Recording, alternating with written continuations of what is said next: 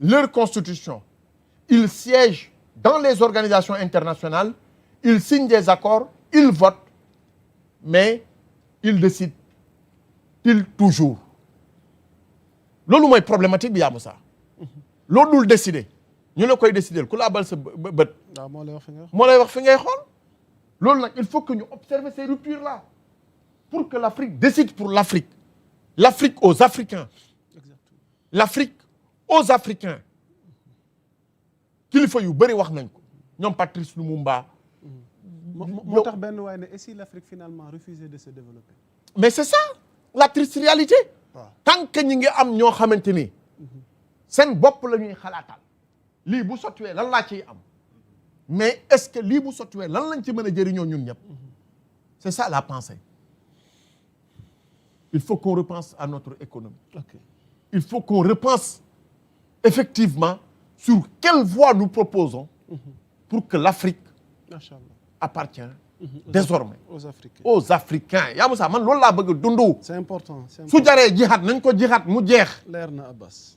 su naree nekk tëggum semiñ nañ ko tëgg semiñ benn yoon mu jeex. ñu am des véritables leaders. ok Jawriñ Jaase ñu jeexalee sujet boobu ak yow laataa ñuy ñëw ci yeneen point. ñun dañuy sant rek di gërëm parce que yàlla may nañu leader politique boo xamante ni il n'est pas franc aux yeux quoi. bu wax dëgg jotee daf koy wax ak loo ko ci mënti fekk. donc le président américain jamono yoo mu taxawee fii daal ne ces pays de merde fàttewuñ ko démb la ban président africain moo taxaw ne ko waroo wax li du kenn tu vois. te gis nga uude nu mu la gisee rek la lay ëwalee. nit ki mën nga ñàkk de mais mën nga ci bañ a boole nag ñàkk fayda. te le président américain dafa yee fitna ci àdduna bi te fitna bi ci ñëpp la laal. ba pare bëgg a uti prix Nobel de la paix. rax si doole loolu moo waral lii yëpp li muy wax nii yëpp prix Nobel de la paix kese la. gëmu ko. mais yow ma ne gëm waay du ko fi am bu ko fi amee tamit dañ ko sarax rek. non waru ko tax am. waru ko lay amee prix Nobel de la paix. amul benn raison foyer de tension liable bu wax. amul benn raison pour am ko. au nom de quel droit la amee yow ñu fal un président démocratiquement élu dans un pays nga ne ko tu peux yóbbu kon léegi ban président moo libre droit international amul benn mais alors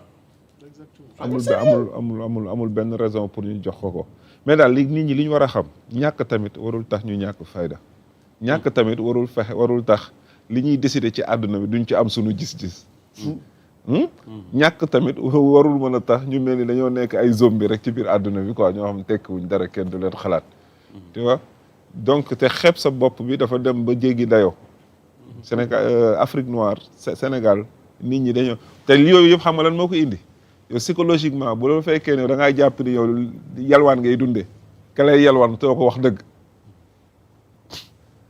ñu bëri fi mu toll nii lenn moo la ñuy ragal ci wax ji Ousmane Sonko wax ndax ndimbal yi jóge Amérique ndax waxam ji du yàq ndimbal yi yow rek ñëw loolu dong la quoi tu vois même ba ci affaire góor jigéen ñi nii conseil des ministres ba mu koy laal nee na am na ko ci wax nii ak ONG yeeg organisation yeeg yooyu mu ne ko ani yàlla tu vois.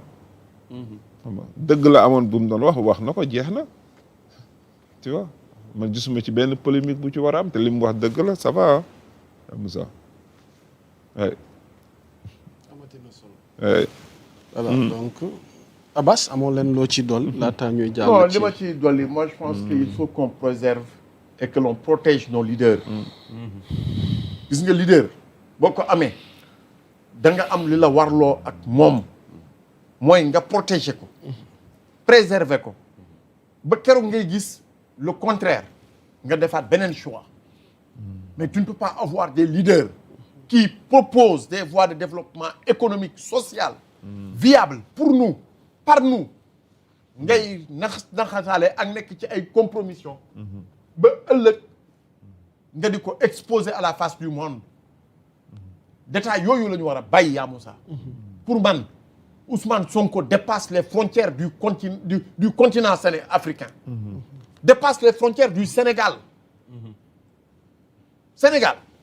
Ousmane Sonko propriété africaine la parce que li muy wax nii dafa dépassé Sénégal moom newul di xalaat Sénégal bu doon xalaat Sénégal yemale ko ci Sénégal kese dafa bëgg ñu ànd en mouvement le fric en mouvement image yu négative yu ñu daan woon ci Afrique famine Afrique guerre Afrique tuerie Afrique di wa ngi coup d'état ñu génn ci image yooyu dugg ci image de la prospérité ñuy wone des réflexions di gëstu coup d'état sax moo gën a rafet fekk président boo xam ne dañ koy ili nga ne ko coppeer yóbbu ko sa réew romb na ko loolu kay moo rëbb coup d'état kéemaan la macha allah alors on va essayer d'avancer xam naa moom dañuy njëkkanteeg waxtu bi ci yenn sujet yi defe naa ni sëñ bi diggante démb ak tey fekk nga fi beneen actualité boo xamante ni kilifa yor di Serigne Saliou Gueye di collaborateur kër gi moom la maître Abdoulaye Tine déposé ab plainte daal ci ndoddam wax ni moom le président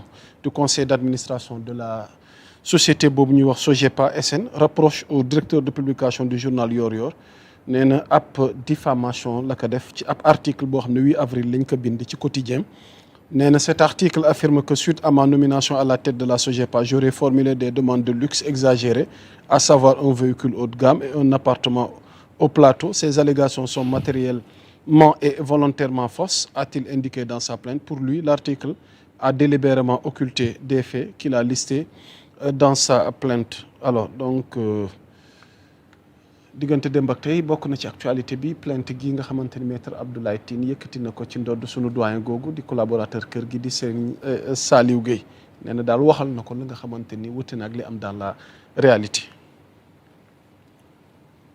waaw loolu de sama xam-xam màccu ci te liiruma information bi. jërëjëf directement vraiment. li ma ci mën a wax rek mooy sëñ Saliou daal l'essentiel mooy nit ku baax la. te am na ci yow ñoo ci bokk gis-gis.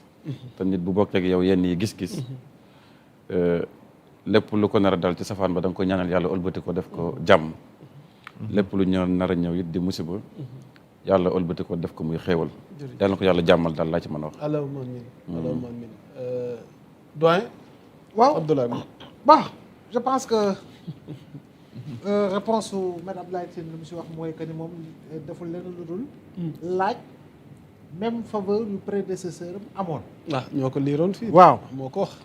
léegi yan faveur le prédécesseur amoon est-ce que prédécesseur am amul woon woto Land Cruiser buy jar 80 et quelques millions est-ce que prédécesseur am amul woon appartement bu mu dëkkoon plateau boo doon loué xaw ma nangam si xaalis et cetera et cetera parce que yow tontu bi en fait li nga tontu c'est-à-dire que bu ñu ko jàngatee dafa mel ni weddi woo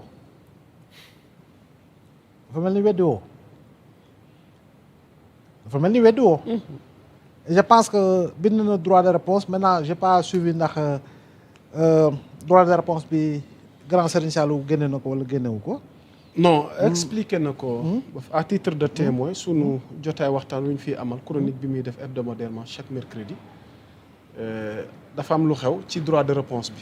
jot na ko ba waroon ko publier mais laataa moom mu koy publier exclusivement comme moom moo waxoon ci mbir mi ba presse bi di ci wax fekk na daanaka maître moom yónnee woon na ko woon ñu ci bëri. waaw effectivement da ko tasaare woon. te droit de réponse moom. ka nga jëflanteel. voilà selon les règles voilà moom nga ko war a jox. jeex na droit de réponse bi bu ko xasee ba jot. waaw moom moo koy daal di génn ci journal te am. moom nee na amu ci problème. pare woon na pour génnee ko. waaw bi mu ko waxee. bu ñu ndax dafa am ci dëgg ku mu jaar kooku waa Serigne Saliou. te ci teggin kooku ak comportement nee na amul benn problème. man danaa ko génne mais malheureusement comme ni nga koy waxee. waaw parce que article bi boo bëggee. yow droit de réponse concernant article journal bi bind. journal boobu ngay jagleel droit de réponse te journal boobu moo ko war a génne. mais boo ko jagleelee ñëpp ba ñëpp war ko génne wala boog ñu bari war ko génne. effectivement loolu nekkatul li nga xam moo di droit de réponse. exactement c'est comme su fekkoon yow da ngaa bëgg da ngaa bind benn communiqué. au contraire da nga waroon def communiqué. boo xam ne moom ngay tas. relativement à l'affaire liée à l'achat de voiture nangam. mais boo ko xasee ba tas effectivement Serigne Saliou Gueye il a parfaitement raison bu dee noonu la demee. donc je pense que fu mu toll nii nee na saisir na yoon bon on verra la suite. mais jàpp naa ni Serigne Saliou lu mu bind. wax ko ci moom dafa ñëw rek maanaam weddi parce que bu nee laaj na même faveur yi prédécesseur am lan la amoon si faveur. jàpp naa ne aujourd'hui c'est la question que je me pose. si li nga xam ne mooy njëg oto ak li nga xam moo di njëgu appartement au niveau du quartier Plateau en centre-ville. waaw te loolu it man moom liñ ci mën a seede mooy li sëñ Saliou bind fa mu ko teg lu wér la te it ñun am nañ luñ ci xam te am nañ luñ ci mën a seede tamit ci sunu diggal moom dafa mel ni moom dafa dëggal li nga xam ne sëñ Saliou moom la waaw te je pense que weddiwul de waaw Abbas noo gisee débat bi débat bi dafa gàtt de yaa Moussa. ah nga Sénégal. am na koo xam ne bu bindee xelu ñëpp tey kenn du ko déglu parce que xam nañu ni que ni moom lu tax muy bind xam nañ am na koo xam ne bu bindee béton armé la parce que journaliste d'investigation crédible la sëñ Saliou mii ci ñooñu la bokk léegi nag bind na wala wax na diw ne wax na lu waxuwul dafa am yoon boo xamante ni ci métier bi daf lay tënk boo joxee droit de réponse amul droit changer ci benn virgule dafa war a publier droit de réponse bi intégralement waaye nag comme plainte am na si droit de réponse bi day tëb bu plainte amee rek léegi nag beneen procédure mooy daal di dugg. et puis nga baal ma si biir droit de réponse bi waaw dafa préciser ni que dina saisir les juridictions compétentes pour nangam alors que si biir droit de réponse bi baat boobu amu fa place amu fa